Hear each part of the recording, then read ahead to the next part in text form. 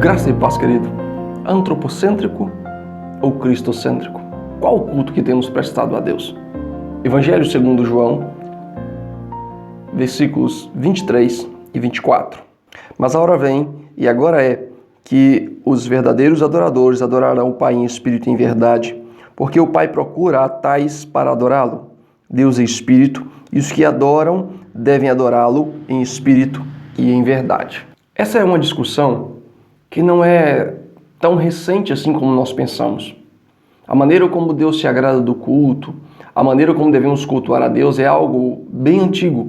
Quando olhamos para o Velho Testamento, Êxodo, capítulo 20, versículo 5, Deus ali ele institui algo interessante nos 10 mandamentos. E um dos mandamentos é que somente a Ele devemos adorar e prestar culto. Em seguida, quando lemos a história de Israel, nós vemos que Deus deixa algumas diretrizes e Deus é específico com o ambiente no qual ele deve ser adorado, o cuidado que devemos ter. O povo erra na maneira de adorar a Deus e quando olhamos para o profeta Malaquias, onde muitos conhecem apenas pelo fato de se tratar de dízimos e de ofertas, o livro como um todo é Deus questionando a maneira errada como o povo estava adorando a Deus. O povo muitas vezes questionava como Deus poderia amá-los se eles estavam vivendo uma situação tão difícil. E Deus olha para eles e diz, olha, a demonstração de amor que eu tenho por vocês não é pelo fato de agora vocês estarem vivendo situações difíceis, mas porque lá atrás eu amei Jacó e rejeitei a Esaú. Então veja que Deus, na sua palavra, ele deixa algumas instruções de como adorá-lo, como deve ser o culto a ele. E mesmo assim, o povo no decorrer do tempo vem errando em prestar culto a Deus. Nos dias de Jesus, quando ele jejuou por 40 dias e 40 noites, foi tentado pelo diabo justamente na forma de cultuar. Quando olhamos, por exemplo, para Jesus, quando foi tentado, o diabo queria que Jesus se prostrasse e adorasse a ele.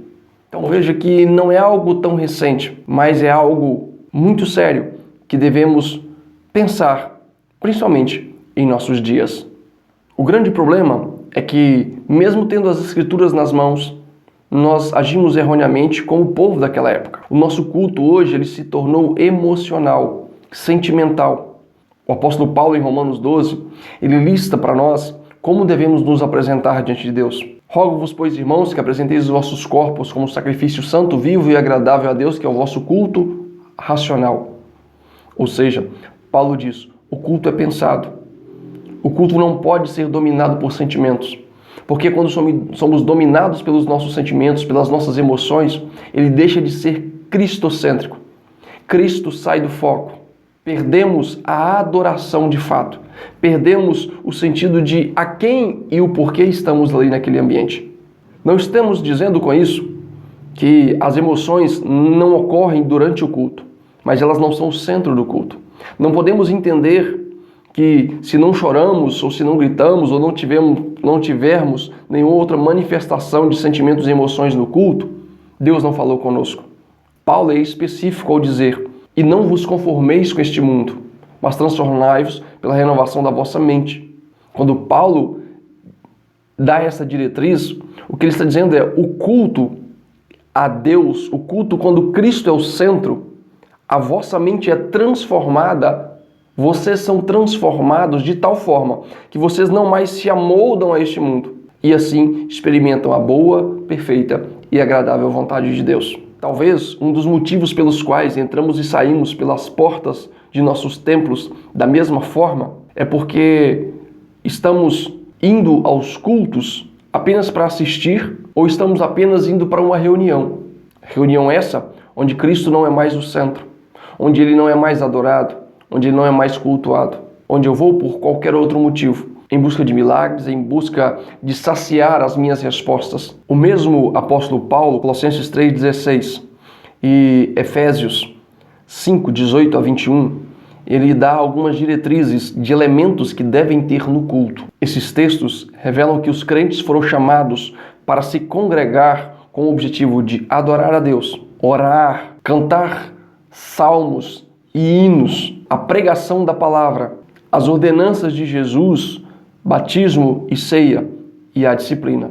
Veja que pelo fato de nós muitas vezes termos aberto mão desses princípios que regem o culto não mais tem transformado vidas. Talvez então você se pergunte, quando eu posso afirmar que eu fui ao templo e de fato adorei a Deus? A primeira dica é que quando este culto santifica o nome de Deus. E talvez você se pergunte, como assim? Como pode um ser inferior como eu santificar o nome de Deus, sendo que Ele é superior? Independente de quem eu ou você seja, Deus continua santo. Mas o ato de culto, o que acontece no culto, deve revelar a santidade de Deus.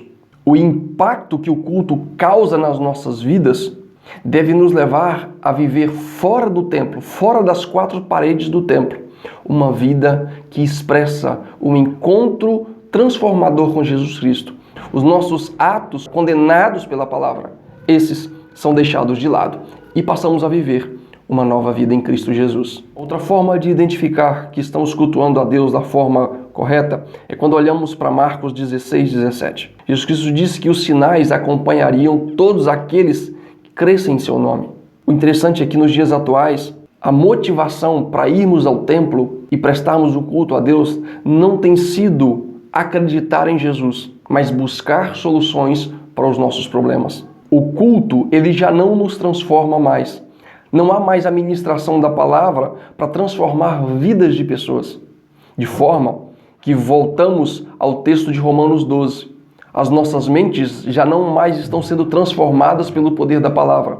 Logo, não experimentamos qual é a boa, perfeita e agradável vontade de Deus. Um aspecto importante do culto é que ele venha fortalecer a minha e a sua fé. E a base da fé é o Cristo ressurreto, é o Evangelho de Cristo. Talvez por isso tenhamos vivido um evangelho tão mesquinho nos últimos tempos, pois não temos ouvido de fato dos nossos púlpitos a condenação ao pecado. Não temos ouvido de fato dos nossos púlpitos que Cristo sim, Ele aceita você como você chega a Ele. Mas quando você se encontra com Ele, começa uma nova trajetória, uma nova caminhada, onde o pecado tem que ser deixado de lado. Não se ensina mais que o Espírito Santo ele convence o homem do pecado, da justiça e do juízo. A fé ela é construída, é alicerçada na ministração da palavra de Deus. Temos cada vez menos tempo para expor a palavra e cada vez mais tempo para os outros itens que dizemos ser para cultuar a Deus. Por último, o culto ele deve promover a comunhão entre os irmãos. Em 1 João, capítulo 4, versículo 20, ele diz que nós somos mentirosos se dissemos que amamos a Deus e odiamos ao nosso irmão. O culto, ele deve promover um relacionamento entre os cristãos, onde eles compartilham suas dores, onde eles compartilham suas alegrias, onde eles compartilham suas súplicas uns com os outros, oram uns pelos outros, se preocupam uns com os outros, cuidam uns dos outros com amor fraternal. Assim sendo, querido, que os nossos cultos sejam cada vez mais cristocêntricos, sejam exatamente como as Escrituras nos ensinam e cada vez menos antropocêntricos, que as nossas vontades sejam deixadas de lado e que quando sairmos das nossas casas para irmos aos templos, que possamos ir com o real sentido de adorar e cultuar aquele que nos chamou das trevas para a sua maravilhosa luz.